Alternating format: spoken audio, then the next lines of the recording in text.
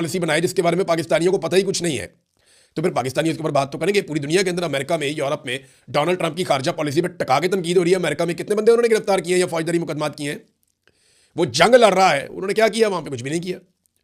इसी तरह यूरोप के अंदर भी बात होती है, हर तरफ बात होती है। आप डेमोक्रेसी की बात करते हैं, आइन की बात करते हैं, तो आइन तो लोगों को बात करने की इजाजत देता है। लोग ये क्यों ना कहें कि आपने 168 बच्चियों की शहादत के ऊपर अमेरिका की मजम्मत ही नहीं की। अमेरिका के अंदर अमेरिका की मजम्मत हो रही है, लेकिन हमारा अर्दली वजीर आजम जो है वो मजम्मत नहीं कर रहा। वो अमेरिका का नाम लेने के लिए भी तैयार नहीं। हुकूमत शर्मिंदा है, हुकूमत के पास पॉलिसी कोई नहीं है। हुकूमत को समझ ही नहीं आ रही कि अब करना क्या है। कुछ अकाउंट जो है वो नफरत फैला रहे हैं और इनको रोकना चाहिए, हम सबको मिलकर रोकना चाहिए। लेकिन याद रखिएगा, इसके अंदर हुकूमत के भी कुछ लोग शामिल हैं जो जानबूझकर एक तासुर क्रिएट कर रहे हैं और खित्ते की जो लड़ाई है उसको पाकिस्तान के अंदर एक तरीके से ड्रैग करके ला रहे हैं।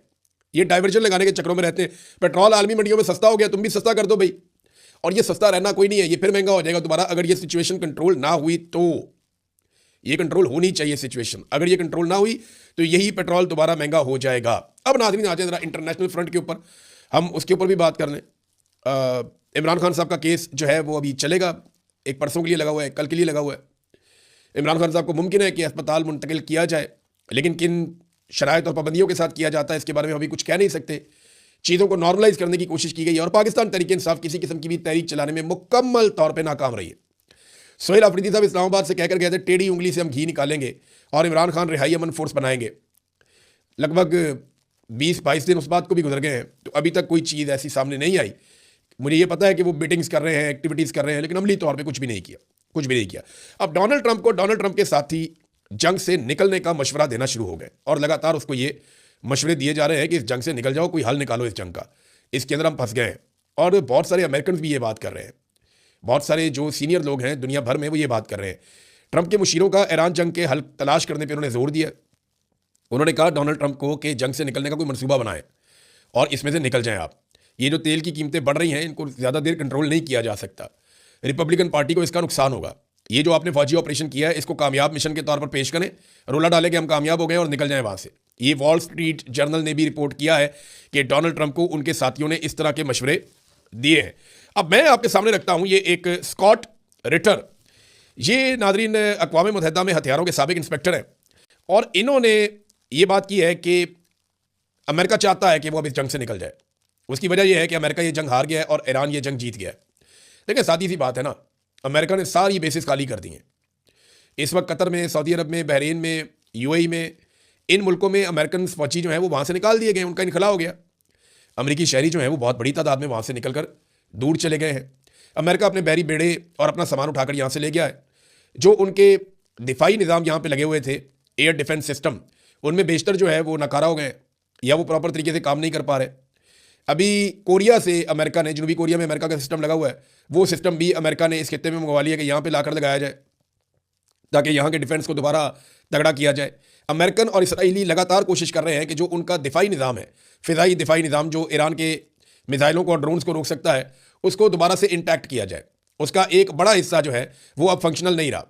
ईरान ने ना लड़ाई के पहले 10 दिनों में जो अचीव किया वो ये है कि उन्होंने जो अमेरिका और इसराइल की जानिब से इस खित्ते में लगाया गया एक फ़िज़ाई दिफाई निज़ाम का जाल था उसको तोड़ा है और उसमें ऐसी जगह बना ली है जहाँ से अब वो अटैक कर सकता है। उसके बाद बहुत सारी अब इन्फॉर्मेशन है और ये चाइना और रशिया की मदद से उसको हासिल हुई है। सैटेलाइट के ज़रिए से, इन्फॉर्मेशन के ज़रिए से, इंटेलिजेंस के ज़रिए से ईरान वो कुछ जानता है जो उसके लिए ज़रूरी है और उसने बहुत सारी ऐसी कमज़ोरियाँ भांप ली हैं अमेरिका की और इसराइल की जिनका वो फ़ायदा उठा सकता है 10 दिन में।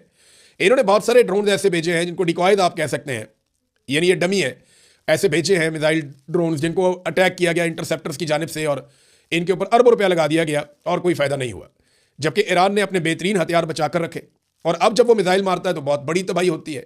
अब तो ये भी रिपोर्ट हो रहा है कि ईरान मिसाइल मारता है और जो बंकर्स हैं इसराइल के, उनके नीचे भी नुकसान होता है। कुछ इंडियन सहाफ़ी कह रहे हैं कि बंकर्स के अंदर लाशें भी पड़ी हुई हैं इसराइलियों की, जिनके बारे में बताया नहीं जा रहा। बहरहाल अब ये अमेरिका के लिए मुश्किलात बढ़ रही है। अमेरिका में तज्ज़ियाकार लगातार कह रहे हैं कि अमेरिका ईरान से हार गया है, इसके अड्डे तबाह हो गए हैं, उसके अपने लोग इस खित्ते से निकल रहे हैं, बहरी जहाज़ों को पीछे ले जाना पड़ा है। ये हार नहीं है तो और क्या है? ईरानी इंफ्रास्ट्रक्चर को अब तबाह करने का मंसूबा है इसराइल और अमेरिका की जानिब से कि इनका इंफ्रास्ट्रक्चर तबाह किया जाए, खासतौर पर जो तवानाई का है। तो अगर ये करेंगे तो ये तो फिर खलीजी ममालिक पे भी यही करेगा ईरान। देखिए, अगर आप ईरान से उसके तेल के कुएं जला देंगे, उसकी रिफाइनरीज जो है उनको तबाह बर्बाद कर देंगे और ये सब अगर आप ईरान में करेंगे तो ईरान उसका बदला कहीं तो लेगा। कि अगर हमारा कुछ नहीं बचेगा तो किसी का भी कुछ नहीं बचेगा। तो इससे फिर दुनिया कई सालों तक बाहर नहीं आ सकेगी, बहुत सीरियस इशू हो जाएगा। मिडिल ईस्ट के तेल के ऊपर पूरी दुनिया का बहुत बड़ी हद तक इन्हिसार है। अब ये एक बहुत बड़ा जुआ है कि इसराइल और अमेरिका खेलते हैं या नहीं। डोनाल्ड ट्रंप की धमकियां अभी भी जारी हैं, ईरान उनको सीरियस ले नहीं रहा, वो वापस जवाब देता है उनको। जबकि नेतन्याहू गायब है, आज तीसरा दिन शुरू हो गया नेतन्याहू की कोई फुटेज अभी तक तो मैंने नहीं देखी, जब मैं वीडियो रिकॉर्ड कर रहा हूं ना मैंने उसका कोई स्टेटमेंट सुना है, बल्कि अमेरिका से कुछ बड़े अहम लोगों ने नेतन्याहू के साथ और एक इसराइली लोगों के साथ बड़ी अहम मीटिंग्स रखी हुई थी। ये लोग ट्रैवल करने वाले थे और इनका ट्रैवल भी मनसूख हो गया। तो अभी तक नेतन्याहू के हवाले से कोई कंक्रीट एविडेंस या खबर नहीं है कि उसके साथ क्या हुआ, वो जिंदा है, मर गया है, जख्मी है, छुपा हुआ है या किसी और मुश्किल में है। लेकिन ये ज़रूर सबको पता है कि नेतन्याहू 3 दिन से मंजर से थोड़ा हटा हुआ है। मंजर पे वापस कब आएगा इसके बारे में आप कुछ कह नहीं सकते। बहरहाल ईरानी इकदाम मैं आपको थोड़े से बता देता हूँ जो उन्होंने गुज़िश्ता 24-48 घंटों में किए। एक तो ईरान ना बहुत बड़े रकबे से मिसाइल दागता है, ईरान का रकबा बहुत बड़ा है, यूरोप के कई ममालिक मिला दें तो इतना बड़ा ईरान बनता है। अब वो अलग अलग जगहों पे उन्होंने अपने सिस्टम लगाए हुए, वो कहीं से अटैक करता है, वहाँ से निकल जाते हैं, उधर से अटैक करता है, अलग अलग जगह से मिसाइल और ड्रोन